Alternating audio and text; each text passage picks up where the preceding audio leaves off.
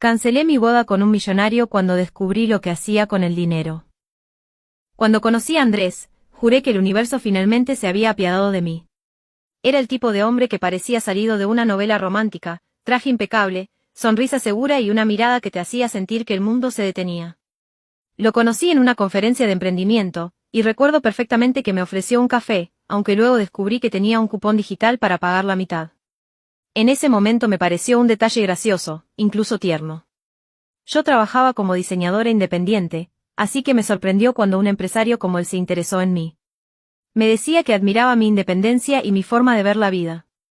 Eres diferente, me repetía, y yo me lo creí. Durante los primeros meses, fue atento, respetuoso y hasta me llevaba a restaurantes elegantes. Aunque, ahora que lo pienso, siempre elegía los lugares con promoción del día. Pero, ¿quién iba a desconfiar de un hombre que te abría la puerta del auto y hablaba de invertir en tus sueños? Andrés tenía un magnetismo peculiar. Cuando me contaba sobre sus negocios, su visión de futuro o cómo había logrado construir su empresa desde cero, yo me sentía pequeña, pero al mismo tiempo inspirada. Me hacía creer que estaba frente a alguien que sabía exactamente lo que quería. La primera señal apareció en una cita casual. Habíamos salido a caminar por el malecón y, al pasar por un puesto de helados, se me antojó uno. Cuando saqué mi cartera para pagar, él me detuvo con una sonrisa. No, déjame invitarte, dijo con voz firme. Por dentro suspiré encantada, hasta que escuché lo siguiente. Pero mejor compremos uno grande y lo compartimos. Así aprovechamos más el dinero. Reí, creyendo que era una broma. No lo era. Y aunque en ese momento no le di importancia, esa frase se quedó rondando en mi cabeza. Con el tiempo, noté que Andrés tenía una relación curiosa con el dinero. Nunca lo gastaba en exceso, ni siquiera en cosas básicas. Su auto de lujo tenía los asientos desgastados porque aún servían. En su casa, cada foco era de bajo consumo y cada gasto estaba anotado en una hoja de Excel. Me impresionaba su disciplina, hasta que esa disciplina empezó a sentirse asfixiante. Aún así, cuando me presentó a sus amigos como la mujer que cambiará mi vida, mi corazón se derritió. Era encantador en público, detallista con sus palabras, y todos lo admiraban. Yo también. Me sentía orgullosa de estar con alguien tan exitoso, sin imaginar que esa admiración pronto se convertiría en vergüenza.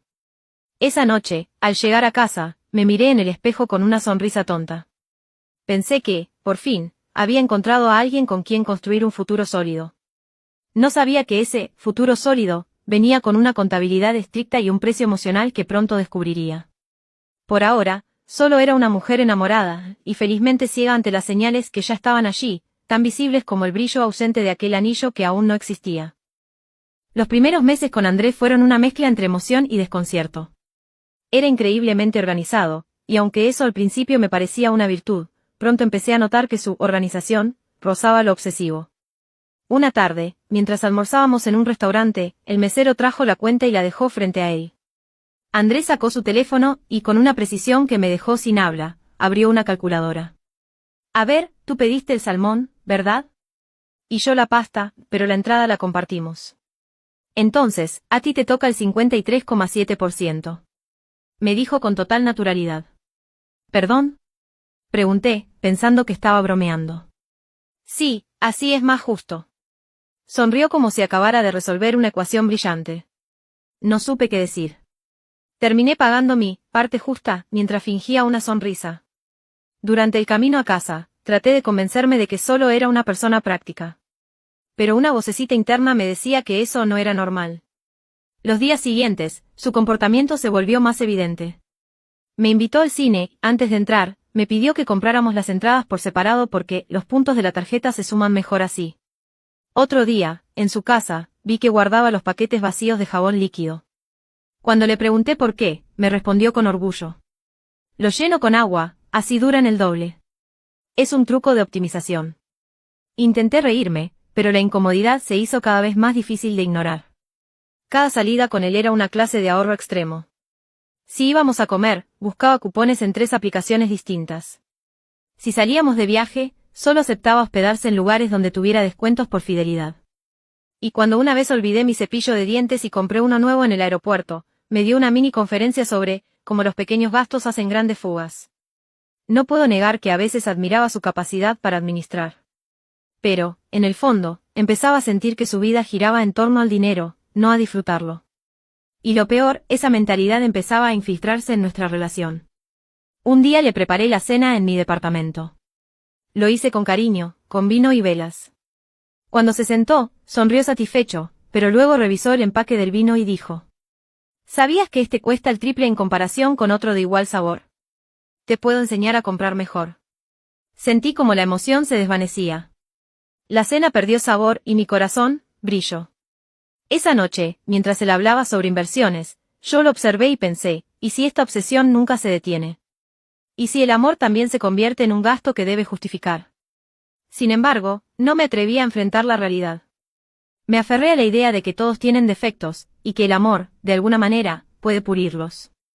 Lo que no sabía era que, en el caso de Andrés, su defecto no necesitaba pulirse, sino tasarse. La propuesta de matrimonio llegó un martes cualquiera, sin flores ni música, ni una sola pista de romanticismo. Estábamos en su departamento, él revisaba una hoja de Excel con el presupuesto mensual cuando, de repente, levantó la vista y dijo: Valeria, he estado analizando las proyecciones de nuestra vida juntos. Creo que es un buen momento para formalizar. ¿Formalizar? Pregunté confundida. Sí, casarnos. Dicho eso, abrió un cajón y sacó una pequeña caja gris. Por un instante sentí que el corazón me saltaba. Pero cuando la abrió, dentro había un anillo de plata sin piedra. Es temporal, explicó rápidamente. No vale la pena invertir en diamantes, su valor se deprecia con el tiempo. Cuando tengamos más liquidez, vemos si compramos algo más representativo. Recuerdo que me quedé muda. No por el anillo, sino por la forma en que hablaba de nuestro futuro, como si fuera una sociedad limitada. Pero, aún así, sonreí. Lo abracé, le dije que sí y fingí estar emocionada. Me repetí 1000 veces que el amor era más importante que el dinero. Durante los primeros días del compromiso, me sentí en una nube, hasta que llegó el momento de planear la boda. He estado viendo presupuestos, dijo Andrés mientras desplegaba una tabla en su computadora. Si reducimos el número de invitados a 20, eliminamos el fotógrafo y hacemos la recepción en el jardín de mi madre, podríamos ahorrar un 67%. ¿Sin fotógrafo? Pregunté incrédula. Podemos pedirle a uno de mis empleados que tome las fotos con su celular. Tiene buena cámara. Intenté explicarle que una boda no era solo un trámite, que quería recuerdos, música, familia. Pero Andrés tenía una respuesta para todo. Lo importante es el compromiso, no el derroche. Las emociones se acaban, pero las finanzas quedan, dijo muy convencido.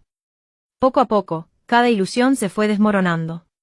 Cuando fui a ver vestidos, le mostré uno sencillo, hermoso, que me hacía sentir como en un sueño. Él miró la etiqueta y frunció el ceño. Ese es el precio. Con eso podríamos pagar la cuota de luz de todo un año. Mejor alquila uno. No era solo el dinero. Era la forma en que le restaba valor a todo lo que me hacía feliz. Una noche, mientras hablábamos de los anillos, me propuso algo que me dejó helada. He pensado que no necesitamos alianzas de oro. Podemos usar unos de acero inoxidable. Son más duraderos y cuestan la 10ª parte. Lo miré, buscando en su rostro una señal de ternura, una pizca de emoción. No había nada. Solo cálculo.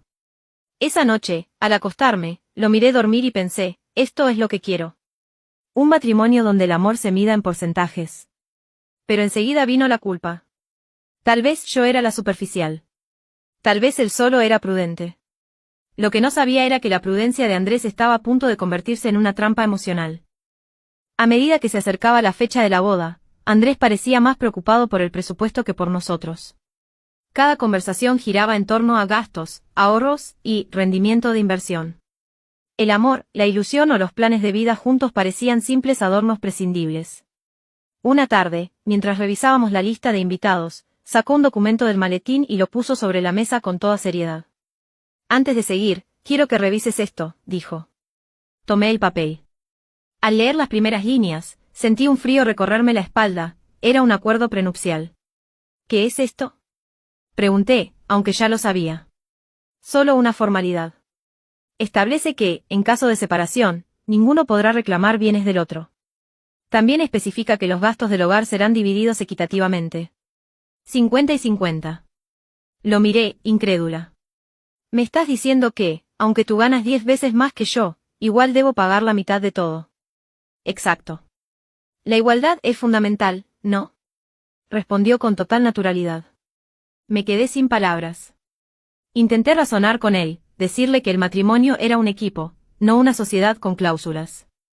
Pero no escuchaba. Todo lo justificaba con frases vacías como la independencia económica fortalece el vínculo o el dinero es la raíz de muchos conflictos. Durante días, ese documento se convirtió en una sombra entre nosotros. No podía dormir bien, pensaba en cómo me había dejado envolver por su aparente madurez sin ver su egoísmo disfrazado de lógica. Cuando intenté hablar con mi madre, ella suspiró. Hija, el dinero revela el alma de las personas. Aún estás a tiempo de decidir, me dijo con ternura. Pero yo aún quería creer que Andrés podía cambiar. Me repetía que solo tenía miedo de ser aprovechado. Una noche, después de una cena tensa, él me soltó una frase que me rompió un poco por dentro. Valeria, no quiero una mujer que se acostumbre a mi dinero. Si algún día te casas conmigo, quiero saber que lo haces por amor, no por conveniencia.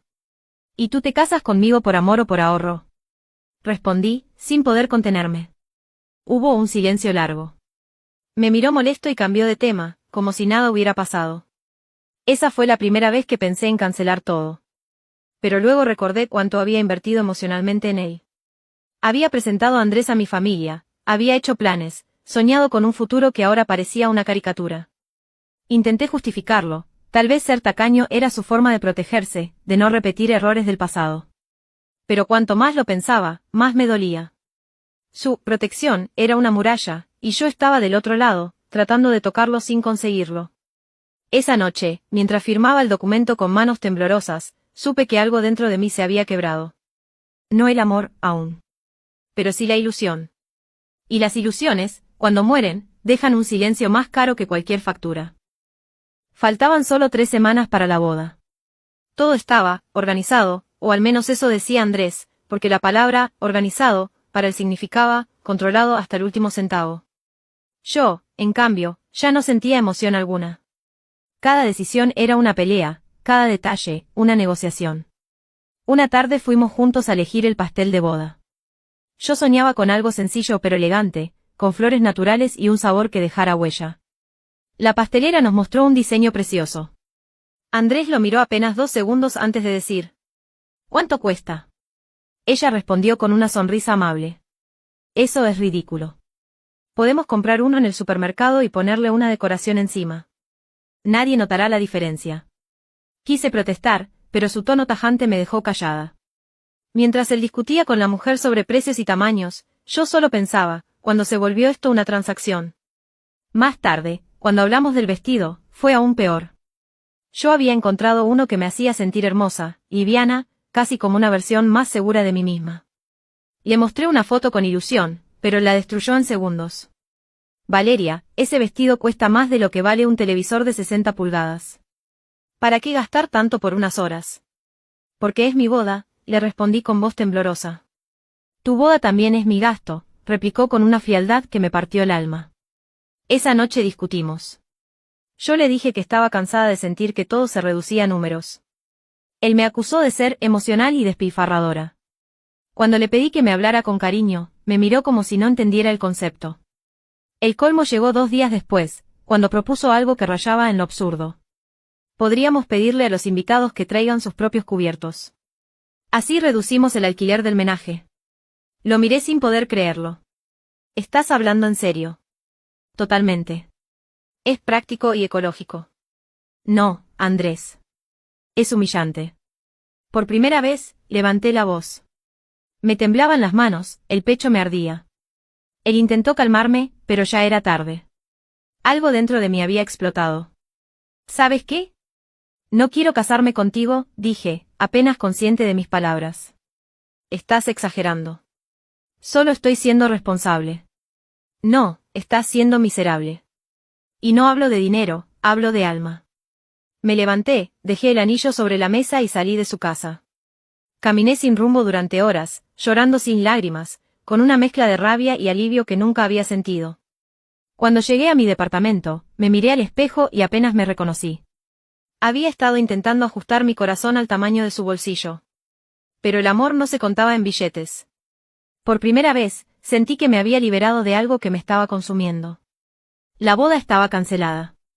Mi corazón, en cambio, acababa de renacer.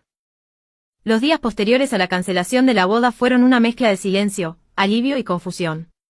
Mis amigos me llamaban sin parar, algunos para consolarme, otros solo por curiosidad. En las redes sociales, la noticia se esparció más rápido de lo que imaginé. Valeria canceló su boda con el empresario Andrés Ríos, decían los titulares locales. Algunos me llamaron loca. Otros, valiente. Yo no sabía cuál era la verdad. Andrés, por supuesto, no tardó en reaccionar. Me envió un mensaje frío, casi corporativo. Lamento que hayas confundido prudencia con egoísmo.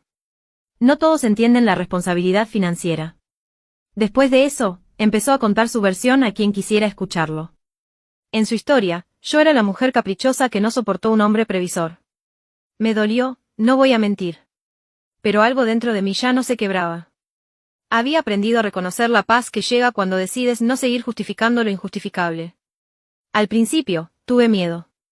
Pensé que nadie volvería a tomarme en serio, que cargaría con la etiqueta de la novia que huyó. Pero, poco a poco, el vacío se llenó de claridad. Comencé a trabajar más, a dedicarme a mis proyectos. Descubrí que, cuando no tienes que caminar con cuidado sobre el orgullo de alguien más, los pasos son más ligeros. Una mañana, mientras tomaba café en mi balcón, recibí una llamada inesperada. Era Laura, una amiga en común. ¿Supiste lo que pasó con Andrés?, preguntó con tono divertido. No, ¿qué hizo ahora? Lo entrevistaron en un programa de televisión sobre finanzas personales. Y bueno, se pasó. Dijo que el amor verdadero se mide en la capacidad de ahorrar juntos. La gente lo está destrozando en internet. Hasta hicieron memes con su cara y frases de tacañería. No pude evitar reírme. No por venganza, sino por ironía. El hombre que me hizo sentir culpable por querer un poco de cariño ahora era el blanco del ridículo público. Quizás el universo tiene un sentido del humor más justo del que creemos. Esa noche, reflexioné sobre todo lo vivido. Me había enamorado de la imagen de un hombre perfecto, pero olvidé mirar lo que había detrás del brillo, un corazón lleno de miedo, un alma encerrada en números. Y aunque parte de mí todavía se dolía, otra parte celebraba haber tenido el valor de detenerme a tiempo. Meses después, lancé mi propia marca de diseño. Cada creación llevaba un pequeño detalle, una inscripción con la frase, lo que vale, no se mide en dinero. La gente lo amó. Yo también. Era mi recordatorio constante de que el amor, el respeto y la felicidad no tienen precio, y mucho menos descuento. A veces me preguntan si me arrepiento de haber cancelado la boda. Sonrío y respondo. No. Solo devolví una factura que nunca debía haber aceptado. Porque aprendí que el verdadero lujo no está en tenerlo todo, sino en elegirte a ti misma sin miedo a perder a quien no te valora.